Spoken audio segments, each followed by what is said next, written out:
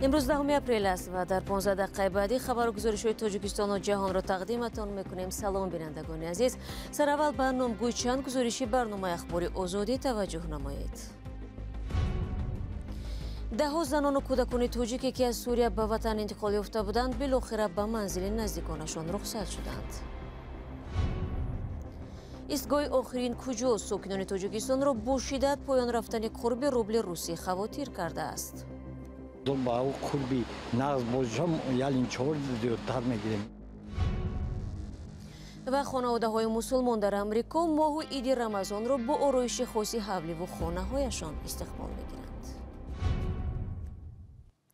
زنان و کودکانی که از سوریه به تاجیکستان آورده شده بودند بعد 8 ماه به خانواده هایشان سپرده شدند. مقامات تاجیک در این باره رسما صحبت نمی کنند و تو این مدت موضوع به والدانشان ندادن کودکان و نورسان از خاورمیانه انتقال یافته بحثایی را به میان آورده بود. اما گفتگو رادیو آزادی در آخر هفته گذشته نشان داد که کودکان و زنان ماهی پیش به منزل نزدیکانشان رفتند. جزئیات در گزارشی مولا رجب یوسفی و امیر سویف.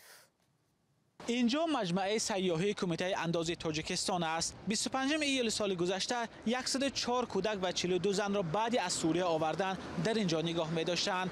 امروز 7 اپریل در اینجا به رادیو آزادی گفتند که زنان و کودکانی که از سوریه آورده شدند دیگر اینجا نیستند. به گفته یک مسئول اینجا که نخواست در نزد دوربین صحبت کند، زنان و کودکان روز 20 مارس امسال به خانواده هایشان سپاریده شدند. این مسئول چند عکس را به ما نشان داد که در آنها دیده می شود زنان و کودکان با همدیگر خیر و خوش میکنند.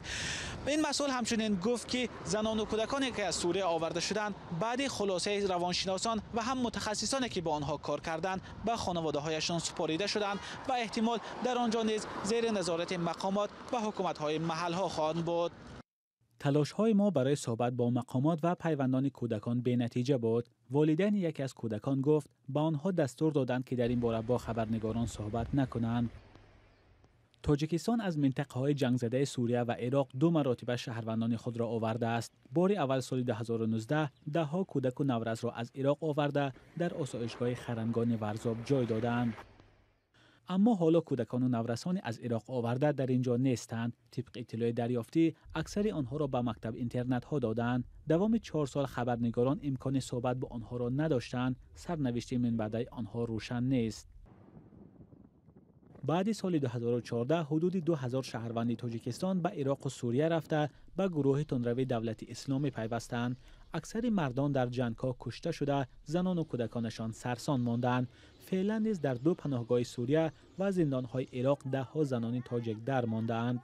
مولا رجب یوسفی، امیر ایسایف، آزادی دوشنبه.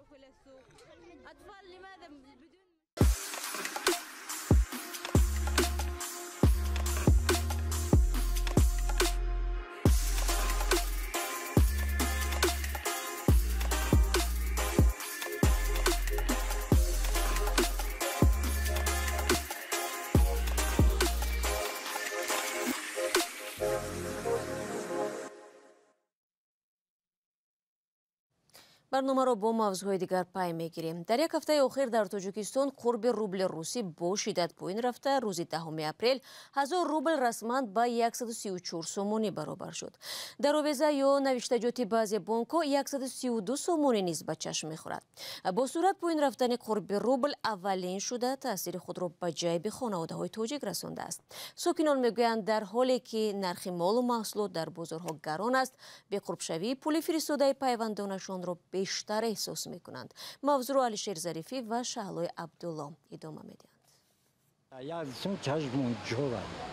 به طور نظر از پایین رفتن قرب روبل روسی، زینالدین عبیداللهیف ساکن نویه ورزاب را نگران نموده است. 2 پسرش سالهاست در روسیه کار میکنند و زندگی خانواده از حساب روبل های فرستاده آنهاست.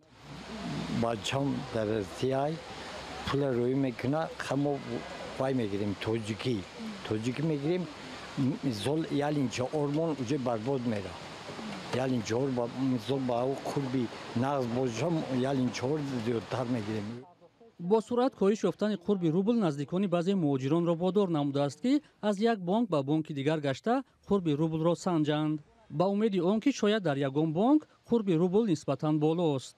ما می‌خواستیم که کمک این بالا رود که در نسبت بالا روی پایان رفتن این پول به حد تنقصیر کشیدیم. مقصد که اگر حاضر 1000 روبل 134 باشد، اگر وقتی که یک ماه پیش بود این 145 بود.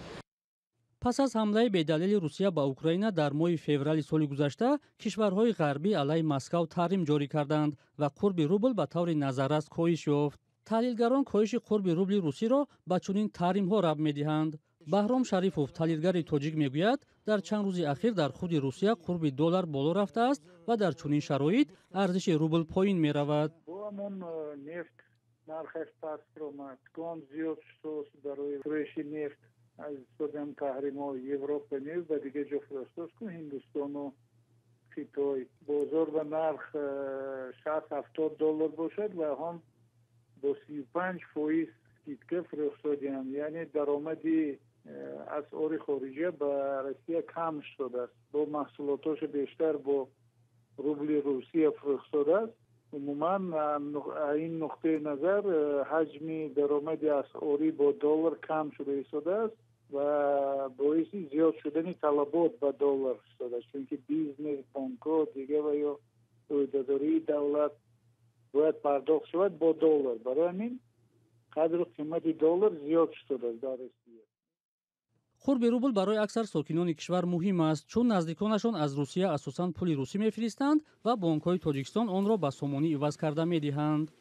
همساله صدها هزار نفر کارجو از تاجیکستان به روسیه می‌روند و این کشور یکی از منبع‌های اساسی درآمد خانواده‌های تاجیک به حساب می‌رود. شما برنامه اخبار رادیو زودی رو تماشا دارید.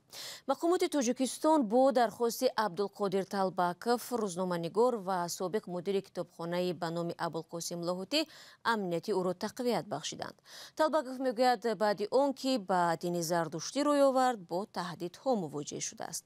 به قول وی انتظار می‌رود به زودی در تاجیکستان جمعیت زردشتیان رسما نامنویس شود. تفصیلات را در گزارش اسکندر فیروز و برات یوسفی می‌بینید. عبدالقادر طالباکов خبرنگار و پیرو دین زردشتی در تاجیکستان میگوید مقامات تاجیک تامین امنیت او را تقویت دادند. طالباکov در صحبت با رادیو آزادی گفت بعد از اعلان تصمیم تأسیس جمعیت زردشتیان تاجیکستان او پیوسته مورد تهدید و فشارهای لفظی و حضوری قرار میگیرد. برخوردی بعد البته هست. حالا چرا کم احساسی حرف میزنم؟ وقتی که شما گفتید که جای واقعی را معاین کرده، سراسیمه شدم، یک تاکسی را معاین کردم. با قول خودش به اتهام به گناه زردشتی بودنم خدمت رسانی نکرد. خیلی طبعا خیره است روسیه و خیره شد. مراجعت عبدالقادر به مقامات انتظامی از افزایش تهدید و فشارها روی به پاسخ نمانده است. اونها خوب قبول کردند و گفتند که وظیفه ما حمایت امنیت شما است. دیگر ما با اعتقاد شما کار نداریم. اگر این دین اکستریمیستی نیست، اگر این تشکیلات خلاف قانون‌های جمهوری اسلامی عمل نمی‌کند، دیگر وظیفه ما حمایت شما است. راستی کم حمایت ما را پرزور کردند. با قبل آیین حال با نظر و حقوق شناسی تاجیک معرفت تحمل پذیری در جامعه ما نه تنها در مسائل دینی بلکه در همه مسائل وجود ندارد. ما نتونستیم جامعه بسازیم که تحمل پذیر باشد. برای تحمل پذیری یعنی که معرفت لازم است.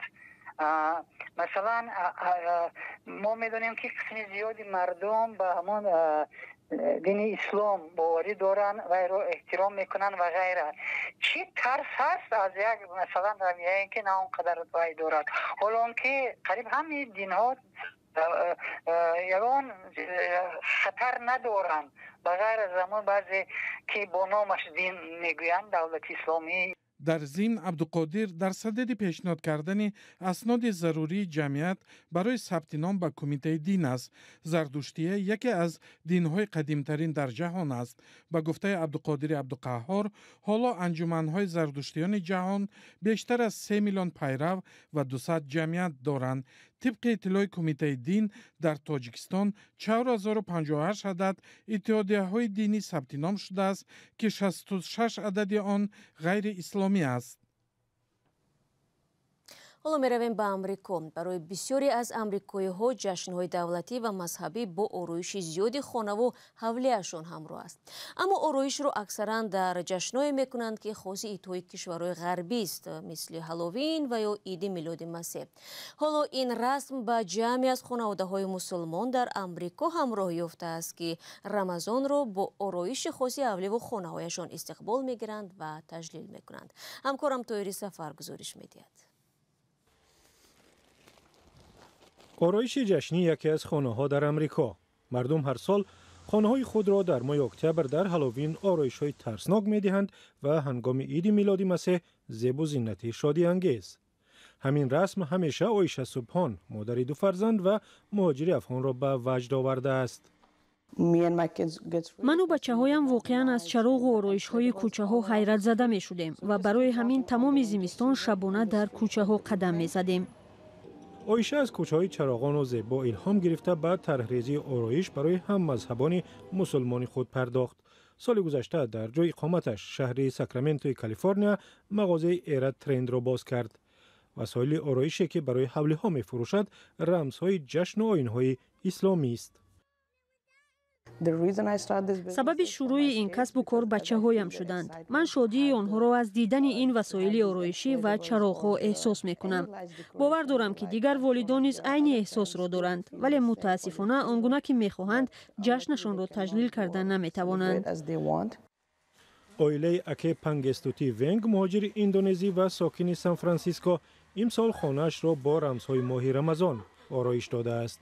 بعضیش کاری دستی عایشه سبحان است. ما خواستیم در ماه رمضان بیرون خانه را آرایش دهیم. همه جا صدای نماز شنیده می شود و این همه به فرزندان ما در خانه احساس خوب می دهد. دخترش نیز همین را می گوید. غوطه‌ور شدن در جشن احساس عالی است. ما خانه‌مان را با شیارهای رمضان و عید آراستیم.